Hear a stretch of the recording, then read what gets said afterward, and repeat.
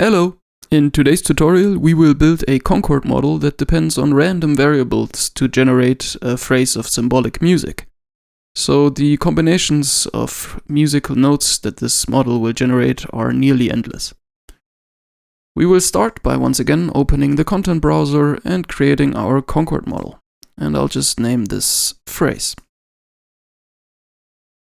This time we will start by adding a box. In Concord, boxes contain random variables. These are discrete, so integer-valued random variables that we can use to build music from.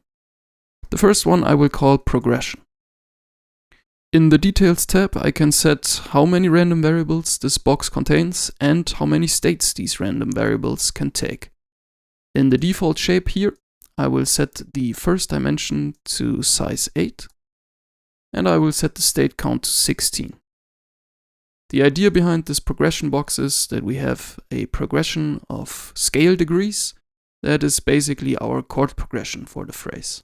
We have 16 scale degrees to choose from, and we have 8 events, and we can think of these as quarter notes in 2 bars. By hitting the spacebar, we can sample a variation from the model. That means that all the random variables in all the boxes will get a value within their state counts assigned to them, based on the factors in the factor graph. We don't have any factors yet, so this is just a uniform distribution of these discrete random variables over the 16 states that they can take. By pressing the spacebar again, we get different values here. We can now use these random variables to generate a musical phrase.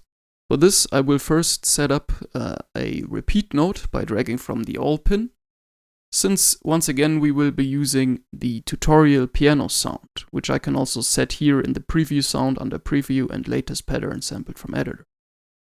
As you recall from the basic tutorial, this sound has a pattern length of 32, so now we will simply use this repeat note to repeat our progression values across the 16th notes within their quarter note steps. To do this, I will set the dimension index of the repeat note to -1, which will repeat the values so that each value is repeated a number of times before the next value occurs in the sequence.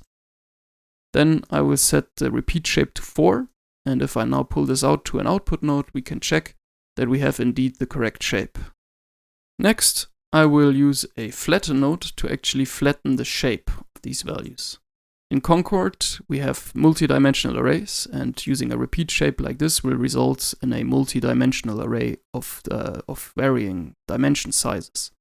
By using flatten, we are left with a one-dimensional array, and this will become important later on. For now, we will use these values with a to-note node to actually generate musical notes. By default, this connection will be made to the first input pin, but this is the root pin, which we want to set to a value like 60, and we actually want to connect the degrees that we have from our random box here with the degrees on the to-note pin, on the to-note node.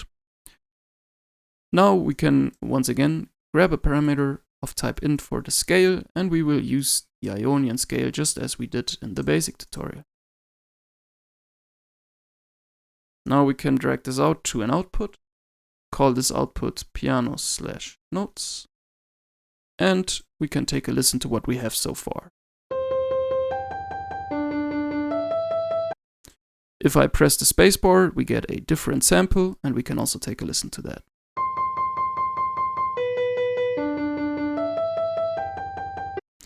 So this is our progression for the phrase. However, we also want to play this progression back as part of the phrase without having these many repeated notes of the same pitch. To achieve this behavior, I will use a flank node from the flatten output pin. A flank node will just have a 1 in positions where the values change and a 0 otherwise. Then I can actually drag off this connection by control dragging from the output pin and create an if node. The if node just has a condition and a true and a false branch.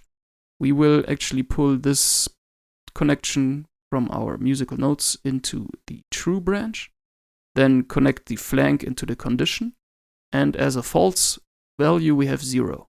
0 is a special value in Concord. When it is fed to a note's output, it designates a no-op, meaning that any note that is currently playing will continue playing, and if no note is playing, no note will continue to play. So 0 is a no-op, and thus we no longer have these repeat notes. Instead, the value will only be set on a flank.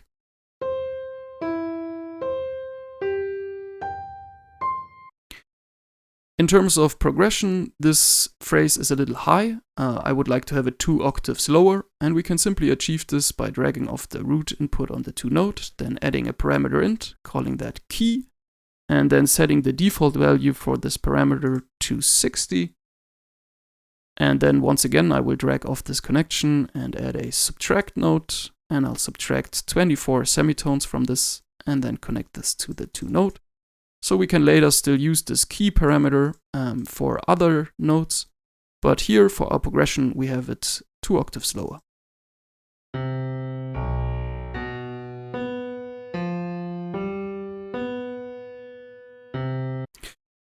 So now we have our basic chord progression for our phrase. We can move on to think about melody. Once again, we will grab a box. We will call this the melody box, or just type melody.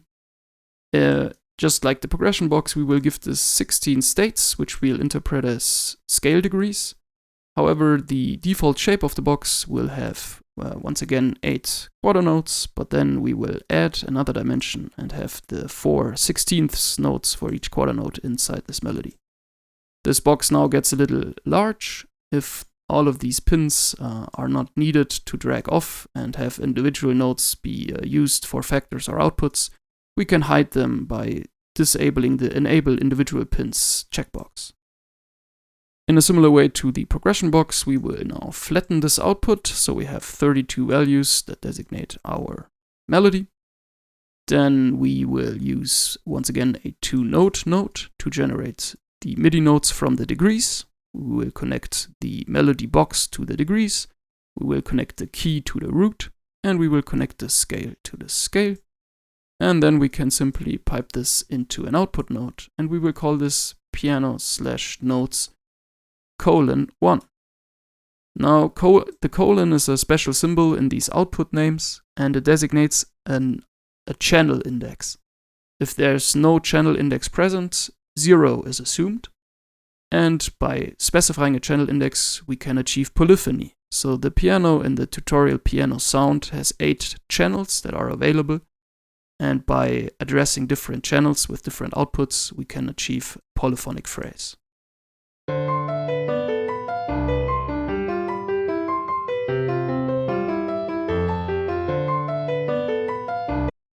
So in our uniformly random phrase generator, we now have a progression and a melody that have the same key and scale, so it will always sound somewhat reasonable, but maybe not as pleasing as can be. And we'll have a look at how we can fix this in a later tutorial.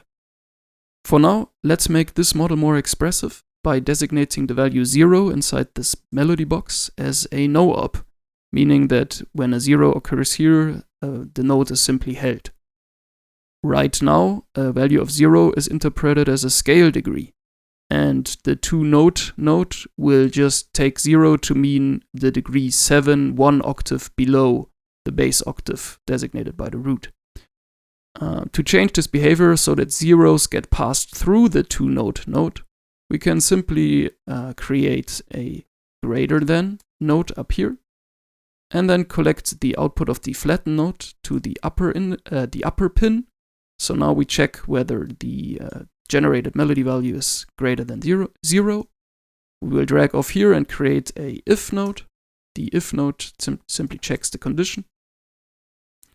When we have a value greater than 0, we will use the musical note generated by the 2-note node. If not, we will simply pass on 0, meaning we have now preserved the no-ops, and when we pass them into the output, they will also be played back as such. We can test this by reducing the state count on the melody, and now we have either 1 or 0. 1 corresponds to the root, which is 60, and the zeros get passed through.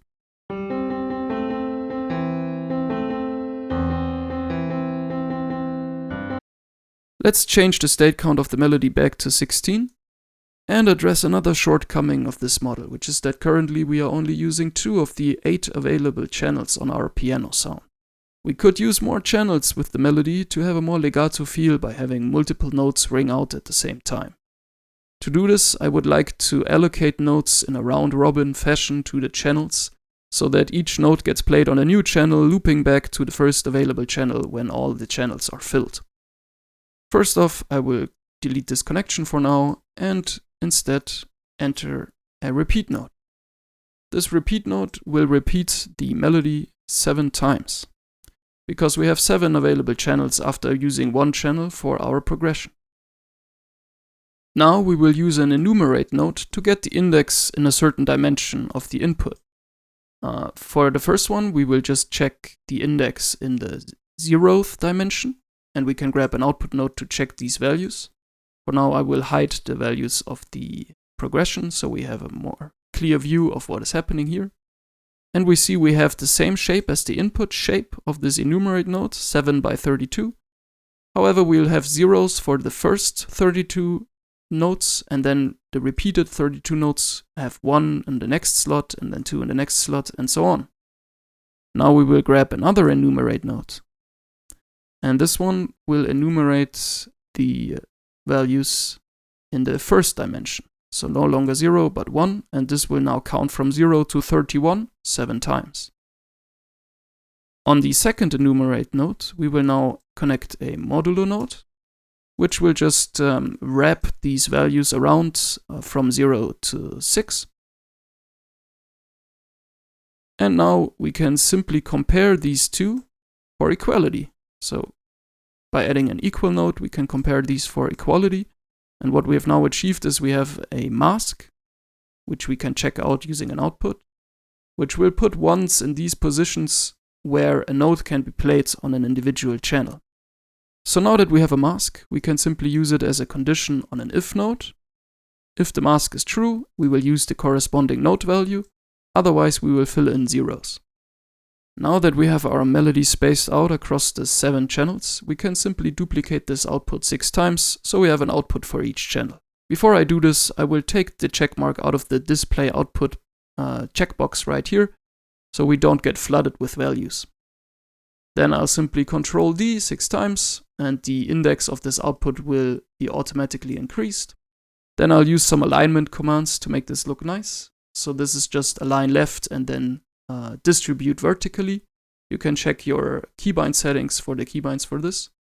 And then I will use the explode meter action to explode out the 7 dimensions of this if node into the outputs that we've just generated. And explode simply generates get nodes that will get in the 0th dimension up to the 6th index. So all in all, 7 outputs into the outputs that we have just generated. Let's take a listen to what we have achieved.